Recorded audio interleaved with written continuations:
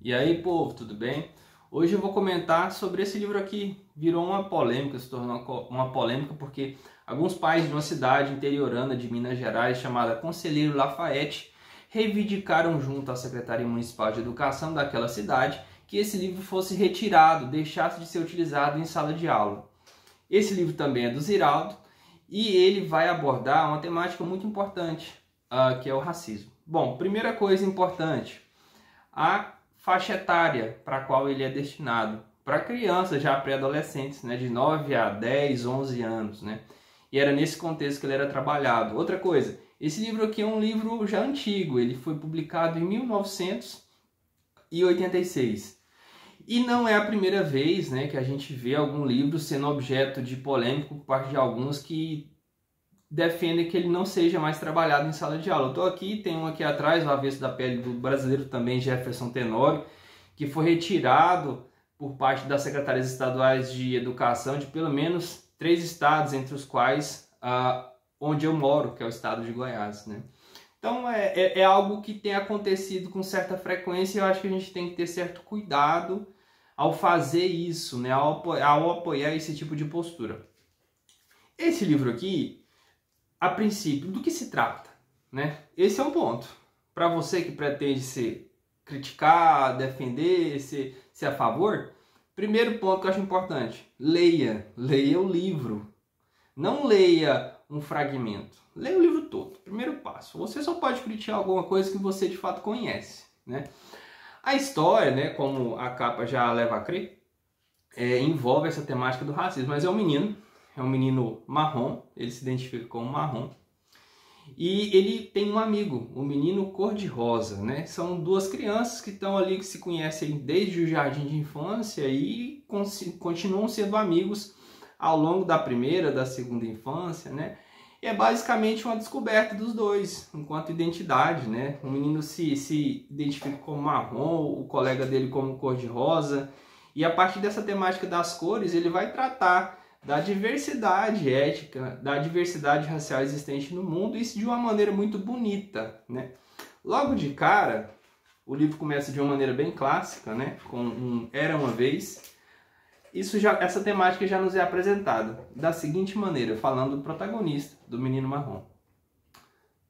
Era uma vez um menino marrom.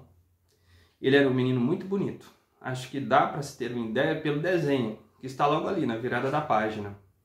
Caprichei no desenho do menino, mas acho que ele era muito mais bonito pessoalmente.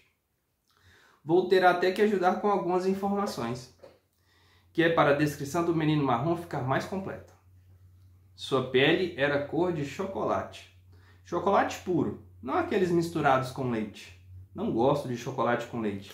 Daí achar a cor do chocolate puro mais bonita. Então as cores vão estar presentes ao longo de toda a obra, né? São crianças, estão no primeiro momento ali do letramento, da alfabetização, né?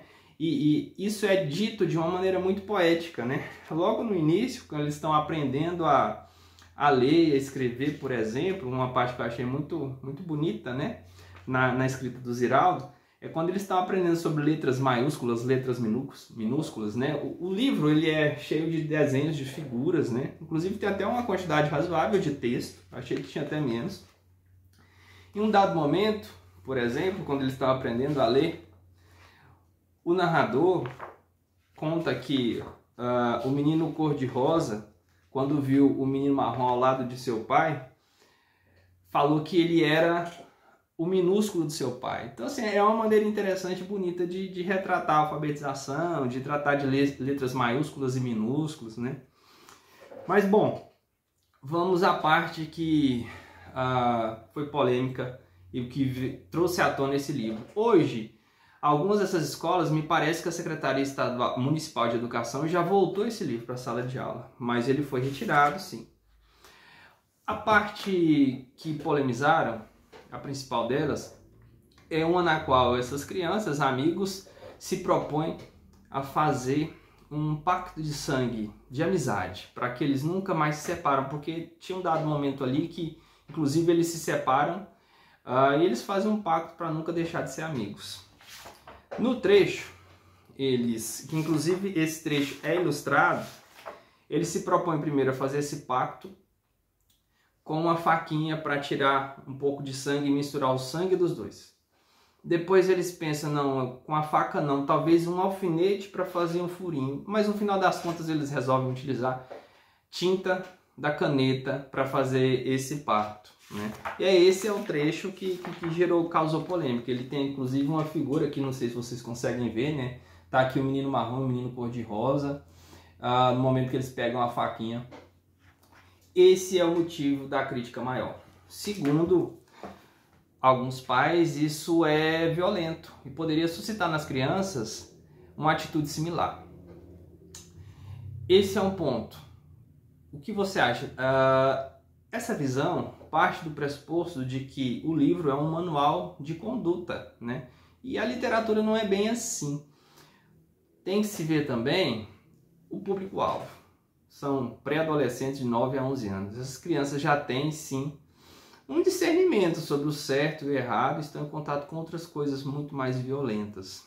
Esse é um ponto.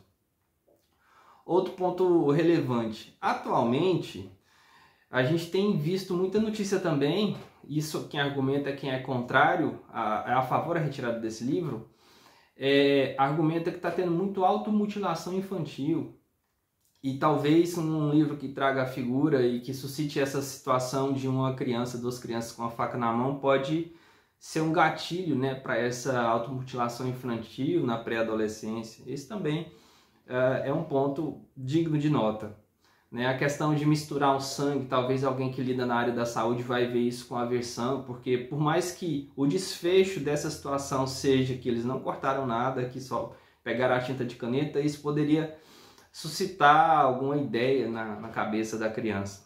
Esse é um ponto também relevante, mas é complicado porque se você tomar a literatura como uma norma de conduta, né, os livros de super-herói, por exemplo, deixariam de existir, porque se a criança vê um herói de capa voar, ele, teoricamente, então, ele poderia subir em cima da casa e pular.